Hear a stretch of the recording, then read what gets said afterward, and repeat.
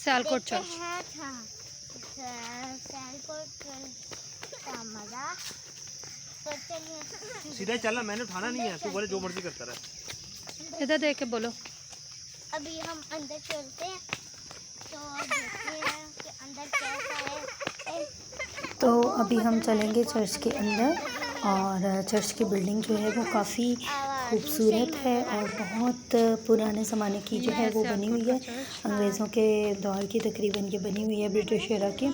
और ये सामने जो आपको नज़र आ रही है ये मदर मैरी का जो है वो ग्रोटो बना हुआ है, जिसे पहाड़ी भी कहते हैं। और ये सामने जो है वो चर्च है। चर्च में कुछ कंस्ट्रक्शन का काम चल रहा है। इसके अलावा चर्च में एक गार्डनिंग एरिया है बहुत बड़ा, जो आपको साइड्स पे दिख रहा है। चर्च की बिल्डिंग बहुत ही खूबसूरत और एंटीक तरीके से बनी हुई है।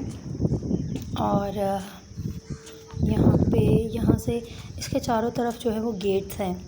और ये अभी हम आपको दिखाते हैं कि इसके चारों तरफ जो है वो इस तरह से गेट्स है, और बैक साइड से इसकी जो है वो एंट्रेंस है। और एंट्रेंस जो है वो इसकी बहुत ही खूबसूरत है। और चर्च में अंदर बैठने के लिए सेंटर के जो 2 रोज़ हैं वहाँ पे कारपेट बिछे हुए। पूरे चर्च में वैसे तो कारपेट है, लेकिन सेंटर में जो है वो 2 रोज़ में लोग नीचे बैठे हैं। अभी यहाँ से चर्च में हम एंटर होंगे। ये देखें, अगर आप देखें तो कितना खूबसूरत ये बैक की जो एंट्रेंस है ऊपर तक। और यहाँ से चर्च के अंदर हम दाखिल होंगे, एहतराम से जूते उतारेंगे यहाँ पर जूते, और चर्च के अंदर और फिर जाएंगे। ये जो सेंटर है ये देखें पूरा चर्च कारपेटेड है। और सेंटर में जो 2 रोज़ हैं वहाँ पे लोग नीचे बैठते हैं, और इसके साथ जो नीचे नहीं बैठ सकते, यहाँ बुज़ुर्ग हो गए या दूसरे, उनके लिए साइड पे बेंचेस भी लगे हुए हैं ताकि वो वहाँ पे बैठ सकते हैं। और चर्च हमारा जो है बहुत खूबसूरत है। तो चलिए हम जो है वो शिरकत करते हैं और इबादत में शिरकत करते हैं। इबादत का कुछ हिस्सा मैंने एक नेक्स्ट वीडियो में डाला है, जिसमें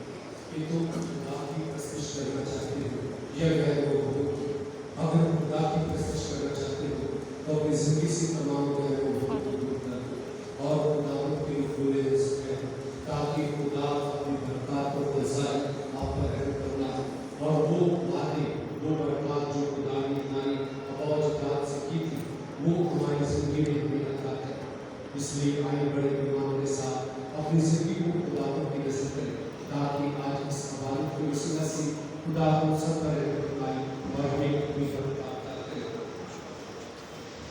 आज इस उसका सेवा और उसकी साथ आय से एक दिन यीशु ने कब्र में तालीम देते हुए अबादत खाने में ऐसी बातें कही कि उसके शागिर्दों में से बहुत से सुनकर कहने लगे कि ये कलाम सत्य है, इसे कौन सुन सकता है।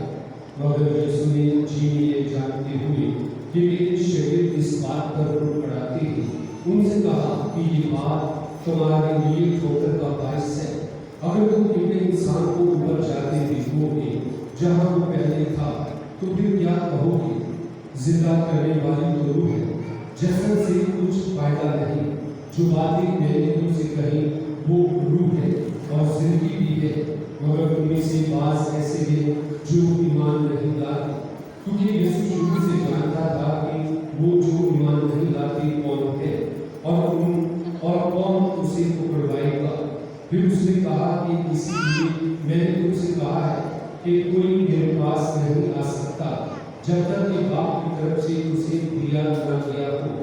इसके बाद उसके बहुत से शागिर्द फिर गए और आइंदा उसके साथ न रहे।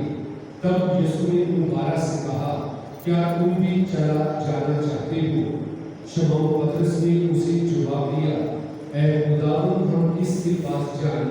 हमेशा की जिंदगी की बातें तो तेरे के पास है, और हम तो ईमान लाए हैं और जानते हैं कि खुदा का कद्दूस नबी है।